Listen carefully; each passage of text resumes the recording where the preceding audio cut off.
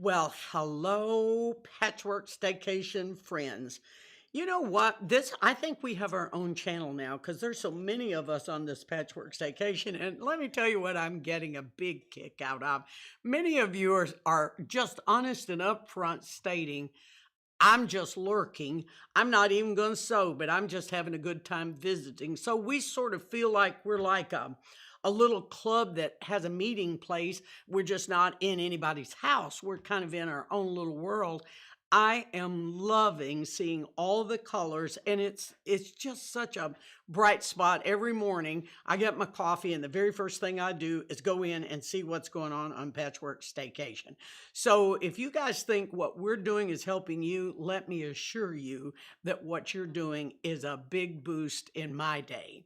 And even Brian's getting a kick out of it because he's photographing quilts, and he does that for a business anyhow. So he's actually puttering around and photographing quilts, and who knows, he might photograph a goat here one of these days. So, okay, let's get busy now. Today, Brian did give you a little sneak peek at the 3 blocks that we're going to be doing today.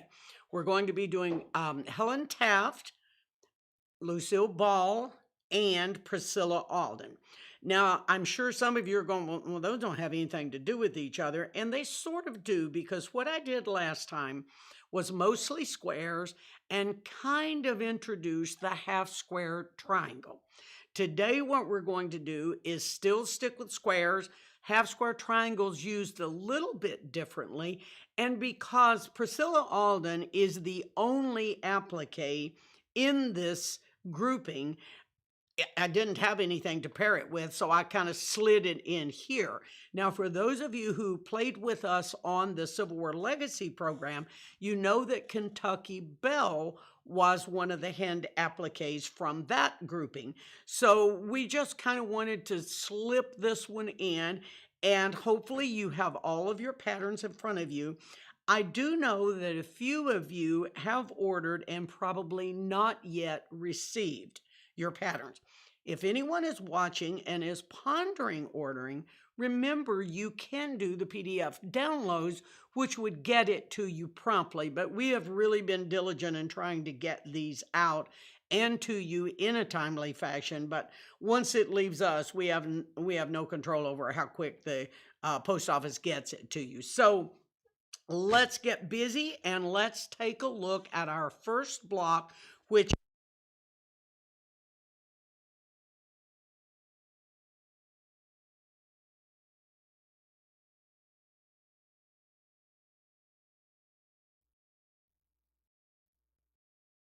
problem. Have we got one, Brian? We're going to go with this mic. Well, apparently we don't, but you know what? Remember when we told you guys about going live, how fun going live was? So if you see him come in behind me to check something or something else is going on, it's just the nature, folks, of going live. And as we near the end of this, we may actually change our mind and decide we have to video one, then we can deliver a perfect one to you. But you know what? With things like they are in the world today, how many things in your life is going perfect anyhow? Let me just say, how many are there? I don't know about yours, but mine, I'm just lucky if when I get up, I know where I'm going, and if I go to bed and I can go to sleep. The funniest thing, a few minutes ago, Brian and I were talking, and I said, "Oh dear, I need to get something." Well, I had to go down the steps to get it.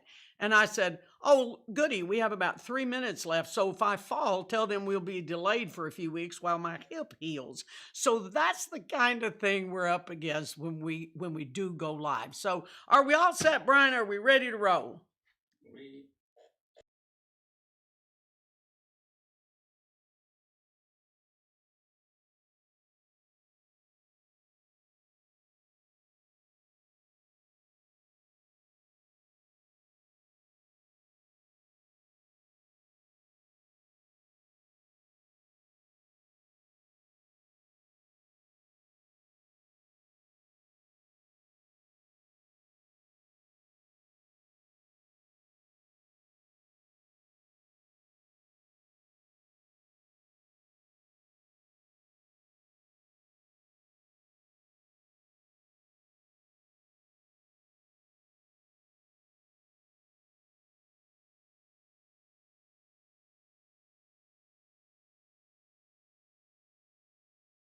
for getting the cherry trees planted along the Potomac. So if you have ever been there when the cherry trees are in full blossom, you would know how wonderful that is. I also fondly remember when I drug my husband all over the country as I studied these famous women when we were first doing them. And I wanted to see where all of the women were, where they were born and where they were buried was one of my big goals. And I will never forget, we drug over here, we drug over there, we went to cemetery after cemetery. And in case you don't know it, President Taft and Helen Taft are buried in the cemetery at, oh dear, that word just went out of my head. The what's that big cemetery, Brian? The Arlington. National. I swear, I'm telling you, folks, it's just scary, isn't it? Just how your brain, just 1 minute everything's working. It's probably why we ought to never go live, but hopefully some of you out there are going to comment on our page and say, yep, I go in a room and forget what I went in there for, and I have to come back out. But they are actually buried in a prominent spot in Arlington Cemetery. And I will, maybe later on as we finish up this program, I want to show you some of the things that I've done with Mrs. Taft. But if you were with us when we did the Civil War Legacy program, and you remember when I referenced a 2-bell block, Mary Ellen Hopkins, who was a dear friend of mine, Mary Ellen is the first person that I know that ever coined this phrase. You are probably never going to find this in a quilting book unless it was Mary Ellen's quilting book. But I love the way that she explained why we get such a wonderful movement out of a block. Now, the picture you're looking at on your screen is the Helen Taft quilt. We're only looking at one block, but that Helen Taft quilt, what's so wonderful about that is if you look at all the blocks that are living in the center, then that was framed out as a medallion, and then coming around that are more of those blocks with some squares to kind of fill it in. And there is a really good picture of that. That is the quilt that is photographed on the back of the pattern as well. And as you look at your pattern, you'll notice that this is it's actually a 4-patch block. So it is 10 inches as I have done it in this book. It would be real easy for me to change the size of this block because there's only 4 of them. So now, if you know there's 4 and you know it's 10, you know that 4 divides into 10 2.5 times. 2.5, 2.5, 2.5, 2.5, and 2.5 equals 10. So each one of my elements that live in this block must finish 2.5. So if I'm using specialty rulers, as your pattern will tell you, I merely add 1/2 inch. If I am using traditional calculations, which are written in the book, I must add 7/8 of an inch.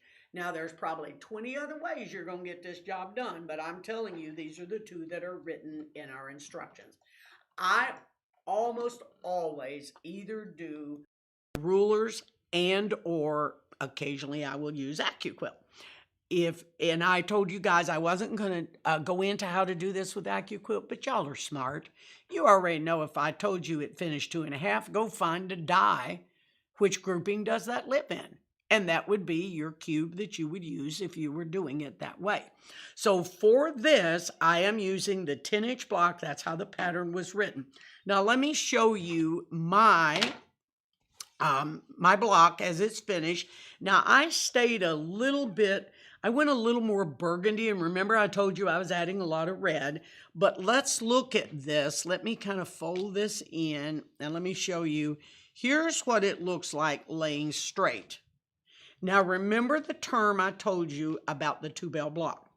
What Mary Ellen always referred to as a 2-bell block is anytime you look at a block and the corners are different. So the left-hand corner has a half square triangle unit in it, and the other corner has a square. It means that I can design with this block all day long, just like we did. Remember with the Carrie Nation last time? And you've seen some of our people already post where they put 4 blocks together and how they got X's and O's. This block will deliver the exact same thing. I have a whole series of probably 8 or 10 quilts that I did called Mrs. Taft's Textbook that I did nothing but this block in a wide variety of sizes. I've done it in anything that's divisible by 4, and I get a killer block. But in this case, I have set it as a 10-inch. And now if you refer to your cheat sheet, which is the 3rd page in your handout, and that is the O. Mrs. Taft lives in the O section of this handout, and that's the 3rd page. And Helen Taft is in the lower right-hand corner. Back up 1 for me, Brian, because that's the actual instructions. And then it's the 2nd page. I said 3rd, my bad. Right there. Okay. See how Helen Taft is living in... What jumped up 1 on us, Brian? Back up 1. There you go. On the O, what I want you to look at is she is set on point, and you can barely see because of the lines. And of course, if you've got your pattern sheet in front of you, it is also after I squared it off. So I made my block, I squared it off, did the things it told me to do, just like we did last week. And the description in the lower right-hand corner also explains how to do that when you're looking at your pattern. But I have sashed it out to fit that row. So it's ultimately going to sash out to a 15.5-inch unfinished as it shows you on your pattern. If you get the urge to play, don't worry about what grid size you use. Just make a bunch of squares. I am telling you, you will be stunned at what you can deliver with this block. Now, one of the things I want to show you, and we talked about this, we know that when we're going live and we have an overhead camera on, that we are never going to get the good shot we would do if we had filmed this otherwise. What we're going to do, though, we told you at the last time, and when we first talked about this, in the links below the description, we will give you the exact place where you go see this. Now, because we're live, and Brian's already told me this 4 times today, I'm only one person, and he's only one person. That means there's nobody else behind the scenes running the cameras. He's just like a monkey, with an organ grinder going along or something, trying to make all these things work. But we will add them. They may not be right now, but before this post up to YouTube, all of these links will be below. He has even gone in and showed you where they live. But there's one thing I want to remind you of. For those of you who have ordered the baby set, and many of you have, the baby half square and the baby quarter square, the half square is the only thing I would need to make this entire block. Once I cut my strip of fabric, I can cut my half square triangles and my squares if I use this tool. Now, in a demo, because I am a right-hander, my excess fabric will always be going to my right, and I have covered that in every video I have done about how to cut. As a right-hander, I'm going to demo it one way. If you are a left-hander, the best way for you to learn how to do that is to stand on the opposite side of the table of a right-hander, and that is your picture of how you will do it. My excess fabric's to my right. When I want a half square triangle, I just pick up my ruler, lay it down on my pre-cut strip of 2.5 inches, and it sits in a little box right there. That drop-in video that we will give you will be much, much clearer than this. But that's how I cut a half square triangle. But what I want to show you is, again, how I get a square with the same ruler. Now, you remember I told you last time that I don't cut my squares with a rectangle ruler. Even though this isn't a square ruler, I can make it do the job, because when I cut triangle 1, it looks like this. When I cut triangle 2, it looks like that. Triangle 2 position is how I cut my square. So if you just say, what was that again, Kate? This is triangle 1. This is triangle 2. And all I have to do is pull down to the 2.5-inch mark to have a box to cut a perfect square. Now I can only cut squares as large as the triangle ruler that I have and the height of the strip that I cut. So had I cut a 3-inch strip of fabric, I could have slid to the 3 and cut a 3-inch square. Let me dig out. Here's the large half square ruler. If I had cut this with this, I would turn it over and I would still cut my square like that, but look how many more choices I have with a tool like this because it's much larger. So if you don't want to invest in owning a square ruler, one of the best services you can do is one of the half square triangle rulers, because within this tool also lives a square. I also can cut a rectangle. So if I laid on this 2.5-inch strip, I can cut a 2.5 by 4.5 rectangle. Pretty soon, when we do a Lucille ball, I'm going to need to cut a 2.5 by 6.5. This is my best friend. Now, I could easily cut a rectangle with a strip cutter. I don't like to cut a square with a strip cutter because when I lay the strip cutter, which is my rectangle ruler, down, and let me just show you just in case there's any question about that. See, when I lay this down, I have lines that conform to the shape of that strip. I don't when I lay it this way. I'm going to miss something. Now, does not mean you can't. You guys know better than that. It means that my optimum work is going to be when I have the tool that does the best job for me. I know there are many of you who think I preach this just to sell you a product. I am telling you, you don't know me very well if you believe that. What I'm after is having you get the very best results you can with a minimum amount of effort and angst in the process. So, I don't really need to show you how to sew this together because as you look at your pattern, you already know we've got a great description here. Make your half square triangles. We're going to give you the link of what that looks like. So row 1, row 2, row 3, row 4. You can color this block a huge variety of ways. I have showed you how I've done mine, and let me pull this back in. I think I'm going to hold it up like this because I love the way that this reads, and I know I'm supposed to be looking at the camera, but I'm going to look over here, Brian. He's frowning because I'm looking the wrong way. But I love the way this looks, and if you look at that now, you can see the squares are in the north and south position, and the triangles are in the east and west position. That means if I set 4 of these blocks together, I have a whole different dynamic setting. Now, somebody out there that's a speed sewer is already probably getting ready to cut 4 of those just to make it work. There's Mrs. Helen Taft, one of my favorite first ladies that I've researched and studied. And if you ever look at a cherry blossom, you have to read the story about how we ended up with those cherry trees along the Potomac in Washington. So, okay, that's Mrs. Taft, and we're going to move Mrs. Taft out of the way. Now let's look at the Lucy's basket, which is M. Now that quilt is directly behind me. The red and white quilt that you're looking at behind me is the Lucy's basket as well. It's kind of right in my head's right in the middle of it.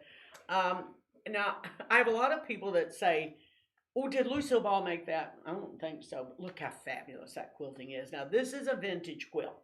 The Lucille, that particular one is vintage. So if you have volume 1, which some of you have mentioned, which is the Women's History book, I also did the Lucille Ball story in that, but it is not this block. Now, somebody said, well, I didn't know you could change that. Well, why not? Why can't you if you decide you want Martha Washington to have another block tomorrow, do one and call it Martha Washington. I mean, there's no law that says we can't do it. Most of these were archive blocks that were done by women historians years before us. But right now, I thought, I love Lucille Ball, I love the whole story, and I loved the block that was in volume 1. But I wanted one when I worked on this project that was a little bit different and a little bit easier to execute. early on, 20 years ago, we wrote where it was 16th of an inch. We didn't care whether it was template or anything. We have learned that your work is a little bit happier if you can get to it quicker and in a simpler fashion. So in this particular case, I chose an antique quilt, renamed it for Lucy, calling it Lucy's Baskets, and that's how this all came about. Now, I have remade this quilt a couple of times, and what's interesting, I always have someone ask me, well, why didn't you straighten the baskets out when you redid it? Why are they still wonky like that? You got to remember that most of these quilts were made to go on a bed. They weren't made like we quilt today. So I am confident when this maker made this quilt, it went on a bed and she was delighted in the way this laid on the bed and folded over the edges. If it bothers you that it's running that way and you decide to make this entire quilt, of course you could turn your blocks on point where they're all running north and south. I sort of like the fact that she didn't do this. This particular vintage quilt is hand pieced and hand quilted. And what's real interesting, and you certainly can't see it as it lives on the screen behind me, but the binding, she must have got a sewing machine along there, or it's a replaced binding. It is stitched in a stitch that's got to be 312 per inches. I mean, they had to be down to 0 on that sewing machine. It is hysterical. It would affect the value of the quilt for some people, but it doesn't for me because I find it such a charming quilt. And it's one that I almost always get out around the holidays because it is red and white. And I get a big kick out of looking at it. So let's take a look at that block. And when I redid mine, I wanted it to be, oh, and of course it's been pressed. So of course, I mean, it's been laying on the table. It's got a little wrinkle in it. So what I did was I actually used a cream fabric with a little bit of the red for my basket, the blues, which is my main blue for my points. And then in the corners, I decided to square it off with a toile. Now, there's a lot of you folks that just won't use anything that's got an up and a down in it, a direction, and you won't use it in a triangle. One of the keys to it is if you cut the squares and you cross cut them this way for one square and this way for the other square, you'll get a top and a bottom and a top and a bottom. And you can pull off a toile or a directional fabric when you do your corners if you choose to. But let's look at the block as it lives in the pattern, and then we'll get back to this in a second. Now, the only difference between this triangle and the very first triangle we did last time and the Mrs. Taft triangle that we just did, what size is it? There's 4 patches running across there. 4 divides into 10, 2.5. You know that this is a 2.5 inch finished element. If you're using another method, go find where a 2.5 lives. But my square is going to finish 2.5. You know I'm going to have to cut it 3 if I got a ruler, 2 7/8 if I don't. So that's how the leaves on the basket are done.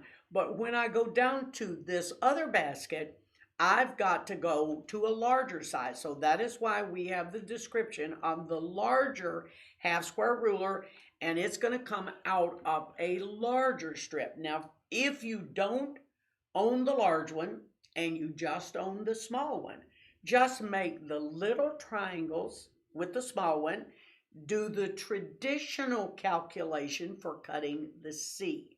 But as you look at the pattern, the one thing I want you to pay attention to is the order you have to piece this.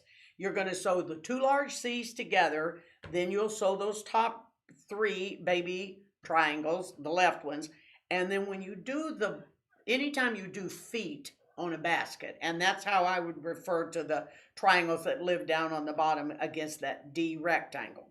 Make sure that you put one triangle to the D, the other one the same way, then you add the larger triangle living on the lower right side.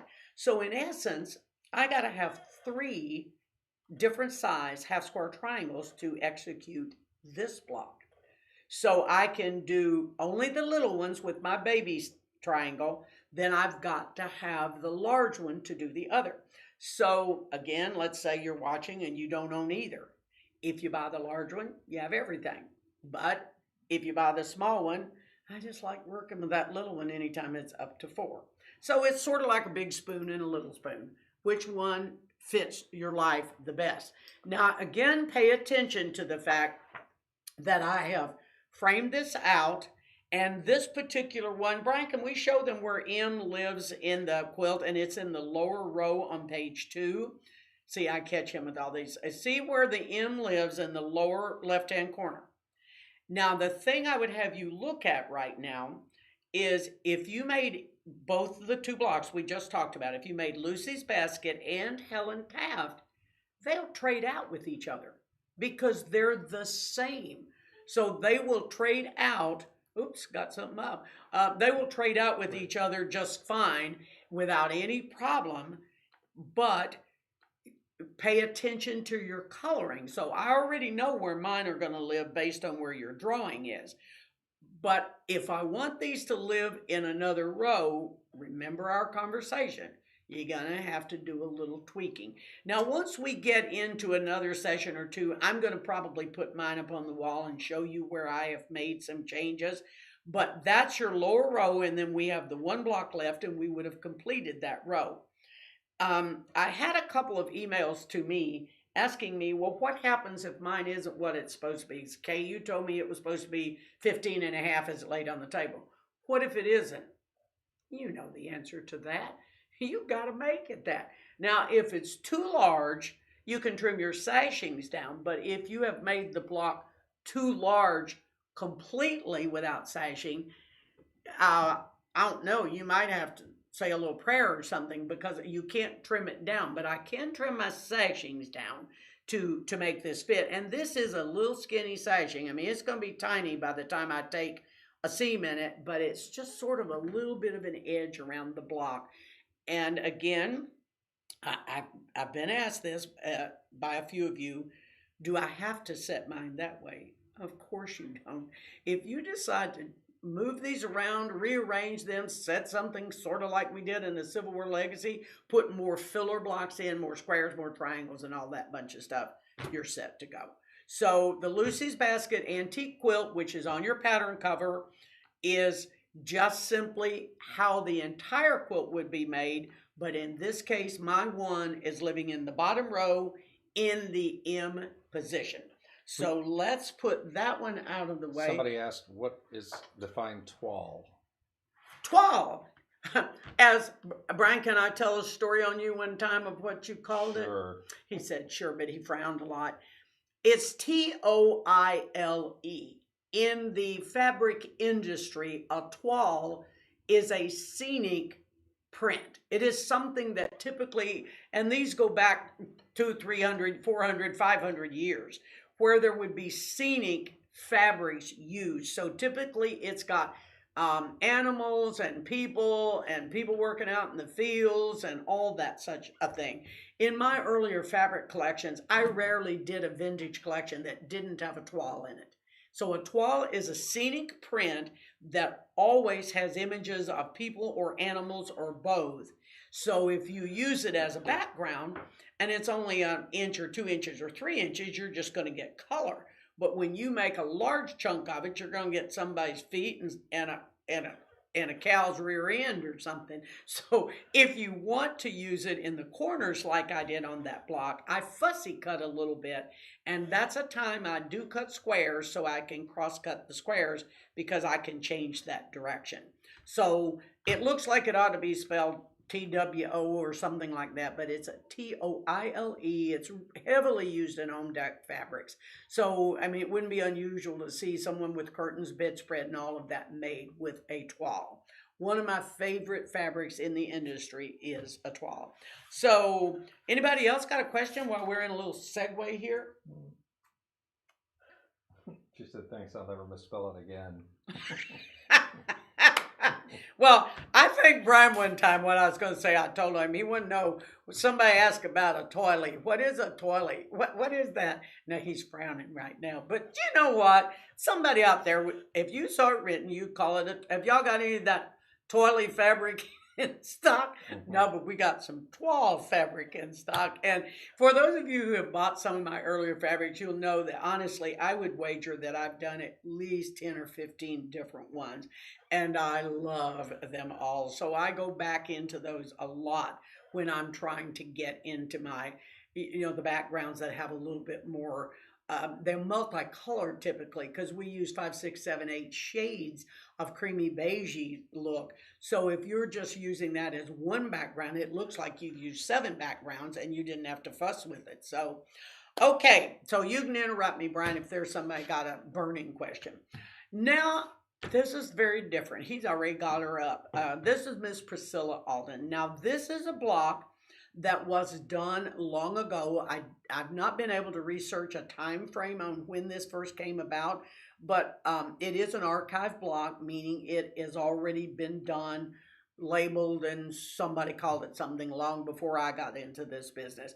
I love the Priscilla Alden story. Certainly you all must know that, and if you don't, then you need to just read that story that's included.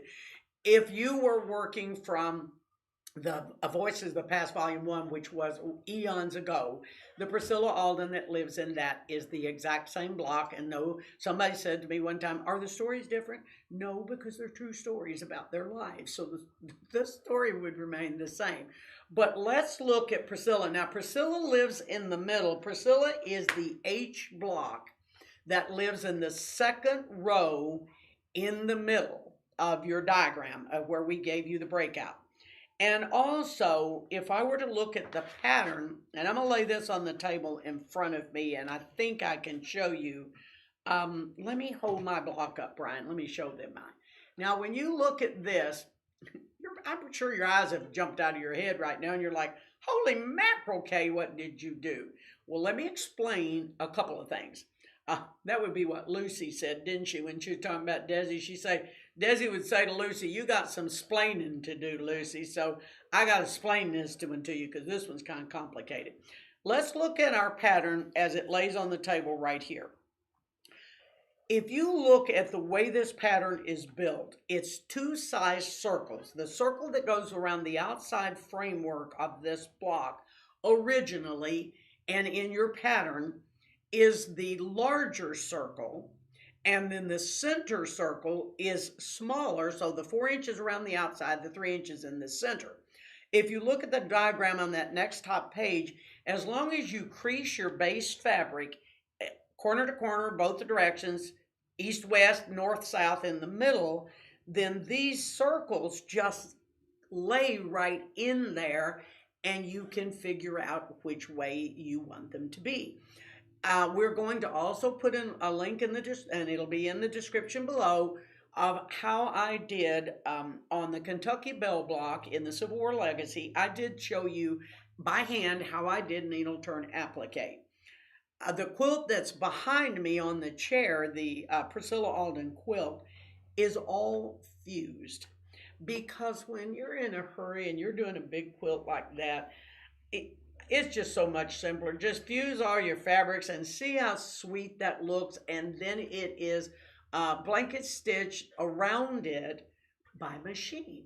So if you just say, oh man, I'm not doing any of that hand applique stuff, Kaye, then just cut your circles, fuse them, go back and stitch around them. You can do it by hand. You can satin stitch. You can blanket stitch. You can do whatever lives on your sewing machine or whatever your skill level is by hand and execute that.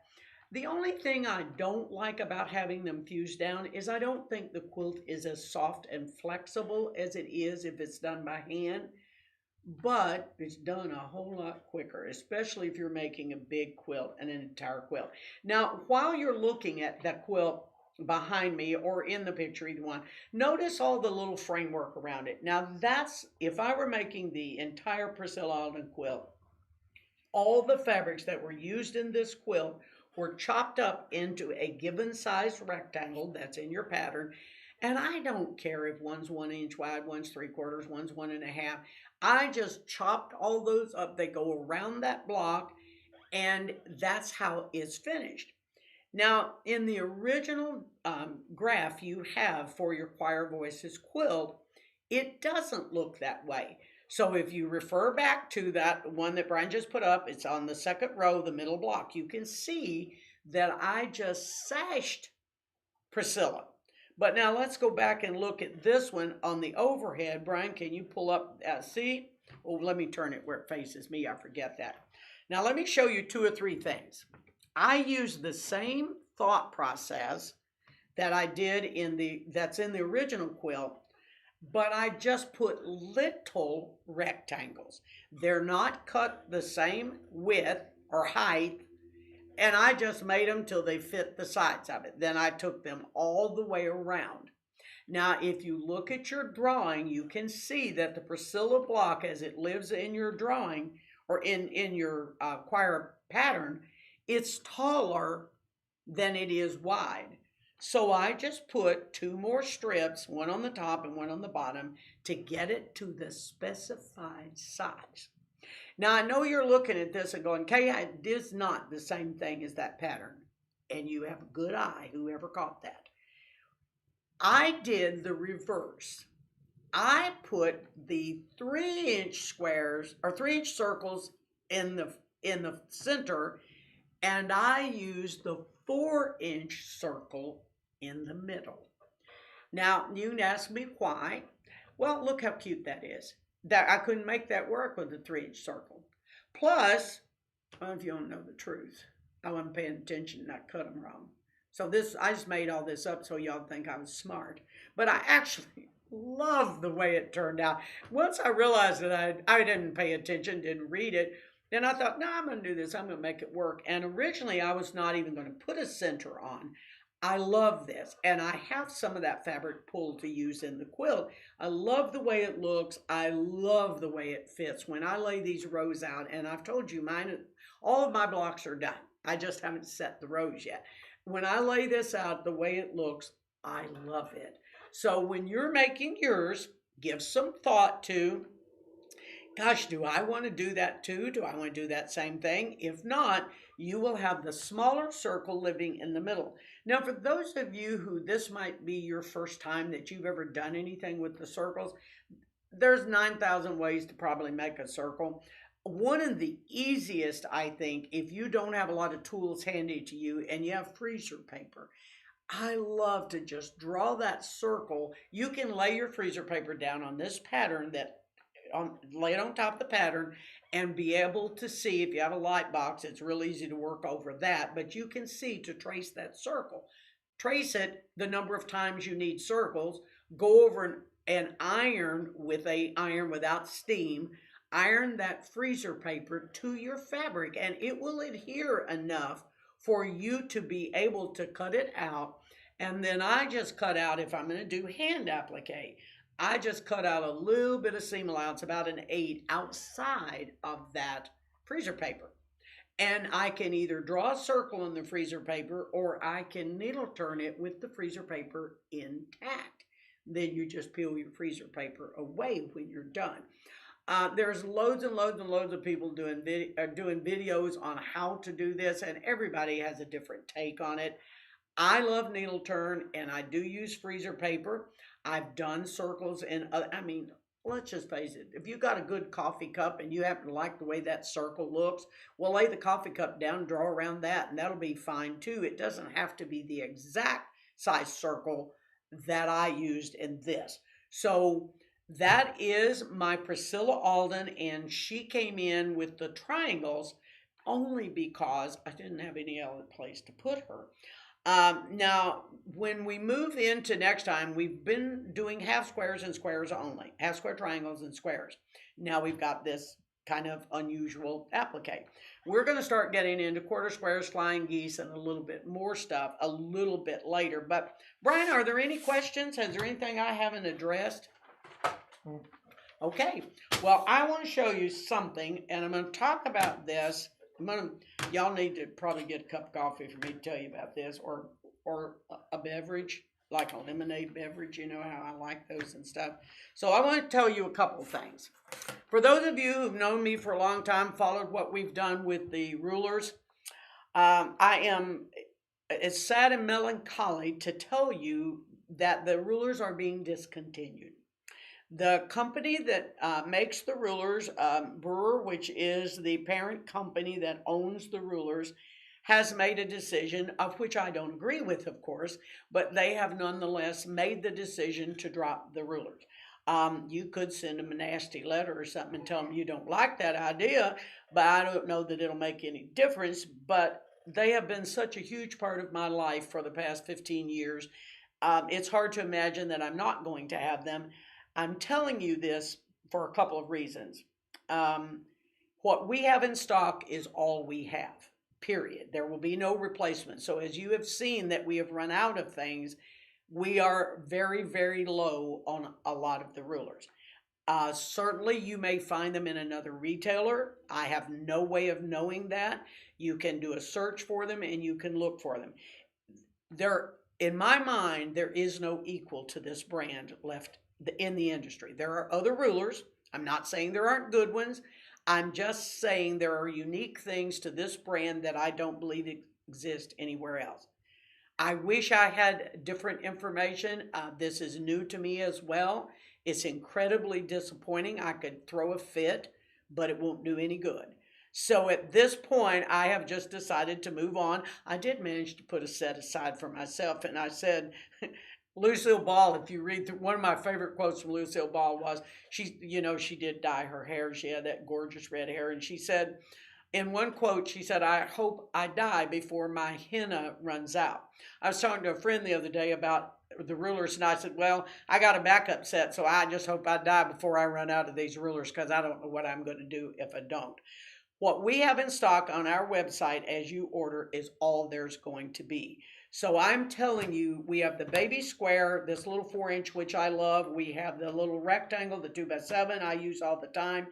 The most important one that you do not want to escape you is this side set triangle.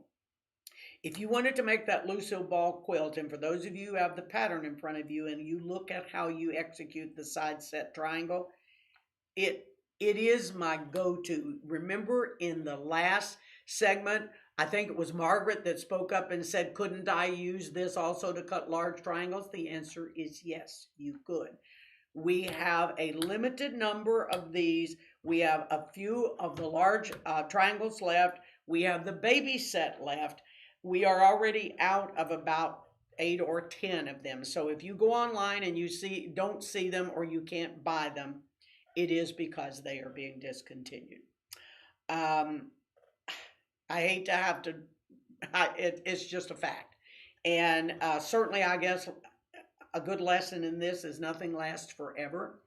So even if you've got a rectangle ruler and you go, man, I don't know, I just got one, you might want to pick up one of those little 4x14s because I use that. I probably have 3 or 4 of those in my sewing room. Again, I'm not telling you this as a selling feature. I'm telling you this because it's fact, that those rulers will be no more.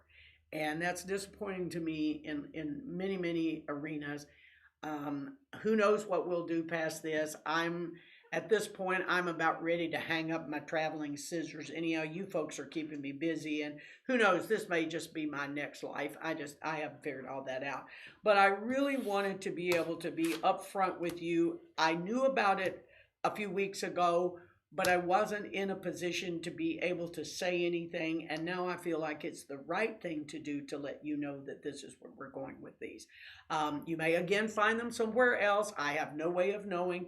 The reason we have them on clearance is because they will be gone, and so I need to clear the warehouse so that we aren't sitting on a bunch of this product that is no longer available. And the writings that we have done, thank goodness, we have done them in traditional and rulers, and so our patterns will live hopefully long after the rulers are not available. And then, as I said, there only have square triangle ruler in the industry. I just happen to think it's the best one. And the reason that I think is the best one is we have always been proud of the fact that a percentage of the profits went for breast cancer research.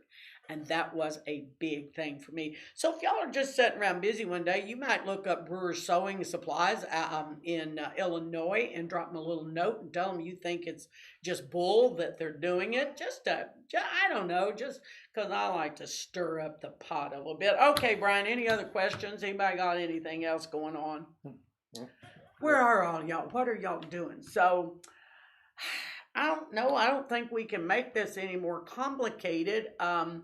We're trying to get through these, leave you a lot of these other videos to look at. It makes Brian's life simpler because he doesn't have to do all this editing. Although he's been jumping through hoops. You guys haven't seen it all. I've been laughing because I've been watching it. But we do know that it's not as polished, perhaps, of a video that we could give to you if we did it the other way. But it's done and it's there, and we're going to give you all these other places where you can find something. Our goal is to continue doing this. We hope to be able to do this time frame. You need to let us know on Staycation page. Was this better, worse? Would you like for us to do this 9 o'clock at night when you're in your PJs? What do you want? Tell us what you want. Did you talk about the Taft quilts being on the Staycation page? The Taft 1, 2, 3. Oh, no, I didn't, but maybe I will. Okay, Brian, see, two brains are always better than one, aren't they, folks? Remember when I told you that when I did Mrs. Taft, I had a whole workshop I did on Mrs. Taft. And I did 4 or 5 or 6 different quilts. And Brian I just dropped this on him when we walked in here to do the video. He said, well, I need a little more time than that. So what he's going to do is pull up those images of the quilts and we'll post them on the Staycation page. When you see all of these posts, you're going to go, what is there a pattern for it? You have the pattern. It's just a Mrs. Taft pattern that I've colored in just a plethora of different, I love that word, in different ways. So when you look at the quilts, all you're going to do is sit there and look at it and go, how many of those blocks did she use? Count the number of elements that live in it. But Mrs. Taft is a delightful block to play with. Some of these are fun and full quilts, but they're not near as exciting as it is when you have a 2-bell block. Please don't ever say the word 2-bell block that you don't think about Mary Ellen Hopkins, because she would love, and I bet you right now she's going, tell them what else I say, Kay, because when she says a 2-bell block, she goes ding, ding, ding, because that was one of her favorite things to do that. So hopefully, if we share all these things, and this does give me an opportunity to say to you guys, there is very little in patchwork that any of us own exclusively. There are a lot of people who think they invented the square, or the square that lives somewhere, or a snowball, or all those things. All the people who came before us came up with the majority of this, and we're just lucky enough to live in a time where we can do it. So when there is credit to give to somebody, I give credit to them. If it is something someone else did, I don't want to ever make it look like I lay claim to the fact that I saw they were different. So pass that on yourself. Is there another? You look like you had another comment. See, you mentioned about the Voices 1 book. Oh, he's just so full of himself, isn't he? I wish y'all could see what I see. One of these days, I'm going to do a video, and I'm going to make him sit over here, and then we'll see how all of it goes. Somebody asked me about this little book right here. Now, this book is well over, probably 20 years old. About, how old's your daughter? 27. She's 27. Oh, she wouldn't like, we just told her she's 12. That's so young. This book came out about the time that she was born, the first printing. And it is dedicated to my mother, who had died from breast cancer at that point. That's how all of this sort of kind of came about. Someone posted this on the Staycation page and said she found hers and she found old blocks. And then somebody said, well, how could I get one? This has been gone. And for those of you who have followed us for a long time, we had a tornado that hit a business of ours, one of the quilt shops, and a gift shop. And we lost tons and tons and tons and tons of product. The books were really hit the hardest, because if a box of books gets wet, the book's pretty much gone. I did a bunch of digging, and I have found and when I tell you limited number, I am telling you a very limited number of these. If you decide that you want one, I have seen these on eBay and places like that for in the $200 and $300 range. I have seen them for $2.97. I have no idea what is out there. I have not sold them since they were discontinued. We are going to sell what we have at $5. And I'm going to tell you something before you order it. Some of these will have a water stain or a watermark on the front of them. Some of them will have where the pages have maybe stuck together. These are kind of scratch and dents, if you will. If you're a fuss budget, don't buy one. If you just desperately want to have one of these in your collection, because it does have a lot of the women in it that we are looking at in this program. Some of them are different size blocks. Some of them are different blocks. Some of the women I didn't use in the program. So it's a variety of things, but it has a wonderful thing. And I was talking to Brian's wife, to my daughter-in-law a little bit earlier, and I said something about wondering if the granddaughters all have these before I let them get away. And let me see if I can find it. You'd think since I did the book, I'd know where all this crap lives, but I don't. So y'all just kind of sing to yourself a minute while I look for this, because I want to show you something.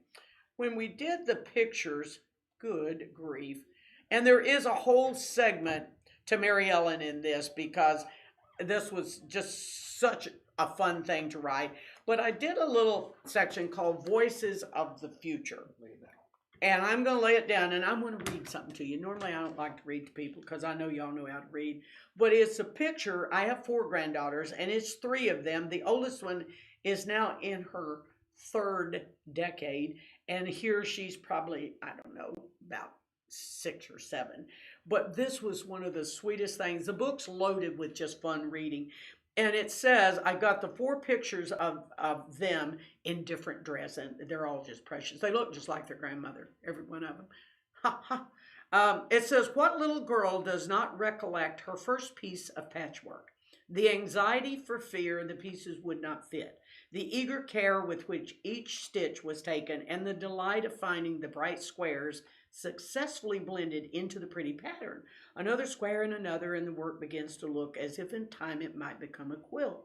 Then as the little girl grows up to a young ladyhood, the blushes flit across her cheeks when, as she bends over her sewing, Grandmama suggests that making patchwork is a sign of matrimonial anticipations. This comes from the Ladies' Handbook of Fancy and Ornamental Work by Miss Florence Hartley from Philadelphia in 1859. There's a lot of sentimental stuff in this book. The book is dedicated to my mother, who lost her life to breast cancer. It is a collectible as far as I'm concerned. You feel free to go on the website and look for it. Brian, I just kind of dropped this on him earlier as well. So he has got to get back to the computer. He will post these on our website. When you can no longer buy one, it just means they're gone. I wish I had 1,000 of these to sell. Well, I'm glad I don't, but I did dig them out, and I can't do anything about. We're just going to pick up a book and mail it, and it's going to come in the form that it comes in. They're not horrible, but there may be like a crack in the cover. There may be a water spot on the inside or something Pages like stuck that. together even. Yeah, in a couple of cases I did, like right here, this one, where that page is together, but I can pull that apart without ruining it. But it's where they got wet, and we had to destroy thousands in that. But for those of you who just decided you'd love to own it, that's another little tidbit for us. And who knows what else we'll come up with by the time Staycation rolls around. Brian, have we been an hour or two? How long has it been? Almost an hour. I just said this is going to only take 15 or 20 minutes. I just swear I like being with y'all so much. I don't want to quit talking, but we have to, because it's time to eat dinner here. I don't know about y'all's house. Take care of yourself. I don't know what's going on in this world. All I know is we're going to get through it, and we're going to come out on the other side just dandy, maybe a little skinnier because we can't eat as much because we have no money and there's no food. But hopefully we'll keep you busy stitching. I look forward to chatting with you on the Staycation page. Take good care of yourself and your family. Happy sewing. We'll catch you later. Bye-bye.